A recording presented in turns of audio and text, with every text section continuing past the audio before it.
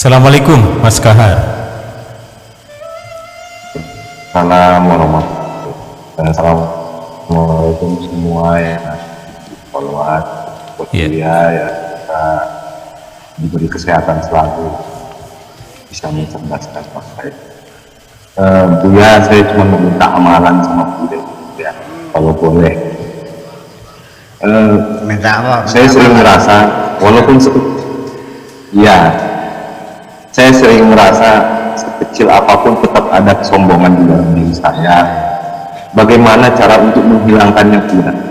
Mungkin saya pun meyakini bahwa sekecil apapun kesombongan yang ada di dalam diri, mungkin itulah yang membuat Tuhan pun tidak mau mungkin memperkenalkan dirinya atau jadi saya minta amalan kepada Buya, bagaimana cara menghilangkan kesombongan pada diri kita. Terima kasih, Buya. Assalamualaikum warahmatullahi wabarakatuh. Waalaikumsalam warahmatullahi wabarakatuh. Ini amalan atau nasihat Bu ya? Untuk agar tidak sombong, tapi bilangnya minta amalan agar tidak sombong. Bagaimana wiridnya Bu ya? Wiridnya wiridnya ya Aziz ya Jabbar, ya Aziz ya Jabbar. Berapa kali nanti vibrasinya saya tidak hafal ya, apa namanya, jadwal periodiknya nggak hafal saya. Nanti aja kali jumlahnya berapa kali, tapi ya Azizu ya Jabbar.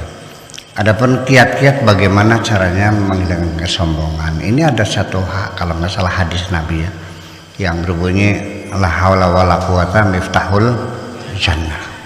Jadi la haula wala quwata itu miftahul jannah, artinya kalau kita sudah meyakini benarnya la haula wala quwata, yaitu kita tidak punya kekuatan apapun dan tidak punya daya apapun, baru hidup kita merasa nyaman, baru merasa nyaman dan bahagia ketika kita sudah meyakini bahwa kita tidak punya apa-apa, tidak punya kekuatan apa-apa. Sebabnya kita kecewa karena kita merasa punya apa-apa dan merasa bisa apa-apa.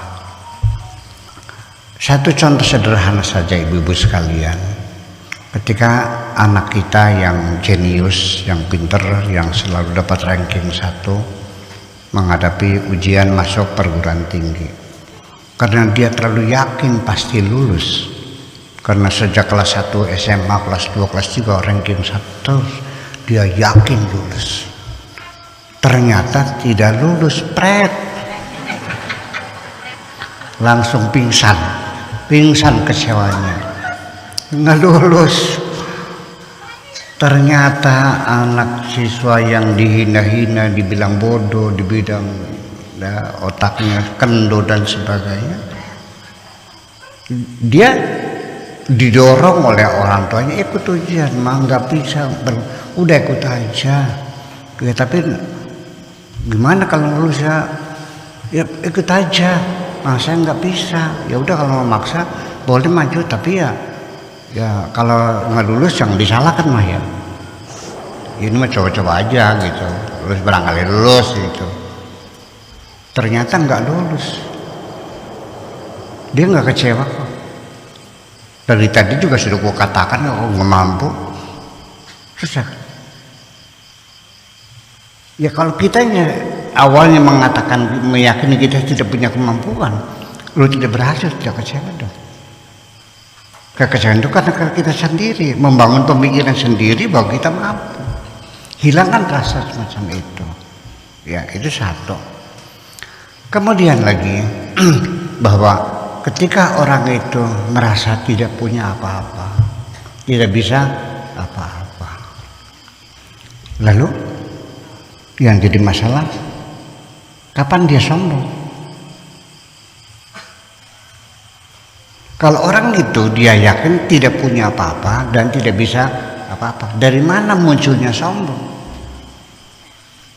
Jadi sombong itu adalah karena kepengakuan kita sendiri atas diri kita sendiri, kita punya sesuatu dan kita bisa sesuatu. Itu menjadi persoalannya.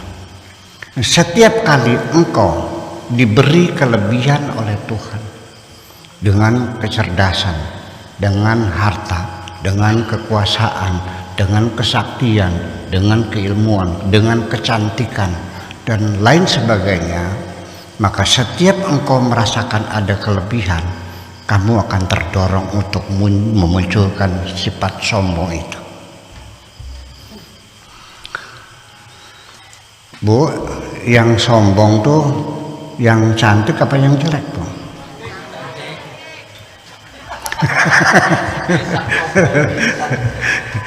Yang sombong itu yang kaya apa yang miskin?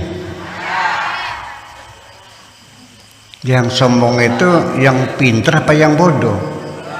Yang pintar. Jadi bagaimanapun setiap kita menyadari ada kelebihan kita miliki, itu kita secara tidak sadar muncul rasa sombongnya itu. Pertama-tama ucapan sombong itu muncul, aku lebih pintar dari kamu,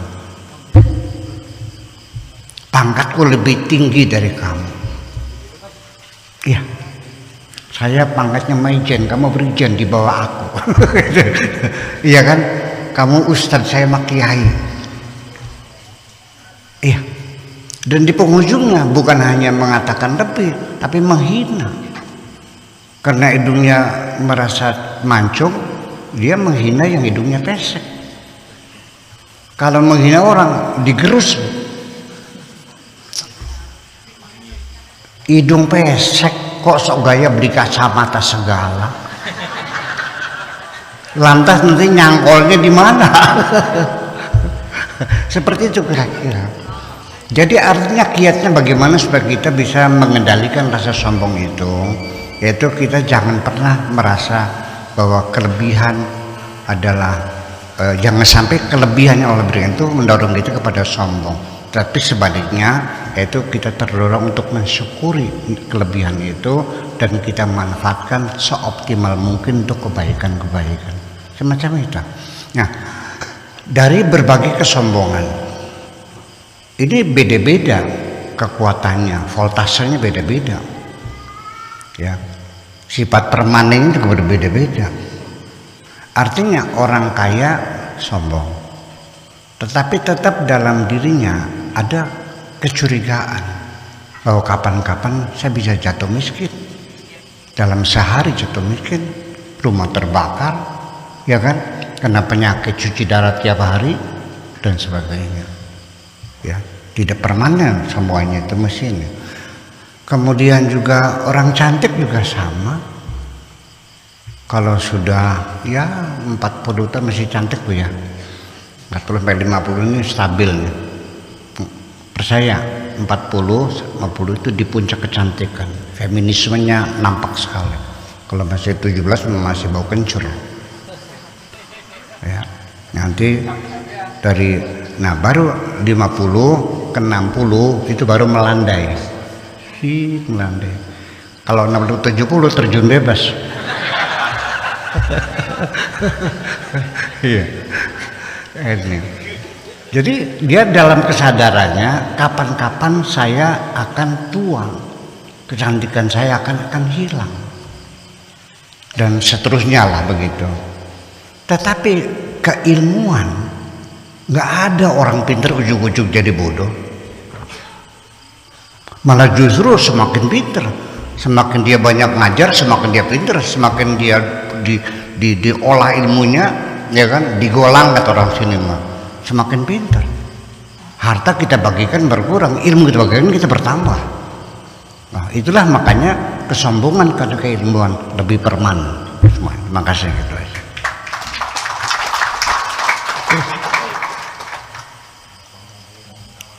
Cek, ya, terima kasih untuk Mas Kohar yang ada di Riau ya. Dan tadi Buya ada bocoran nih tentang wiridan dari Ya Aziz Ya Jabbar itu sudah dihitung vibrasinya ternyata 2000 kali. Jadi silakan untuk Mas Kohar untuk wiridnya 2000 kali dalam sehari ya Buya. Ada lihat di Google ya? Bukan Buya, ada ahlinya di belakang itu tukang itu. Betul. Ya Rasul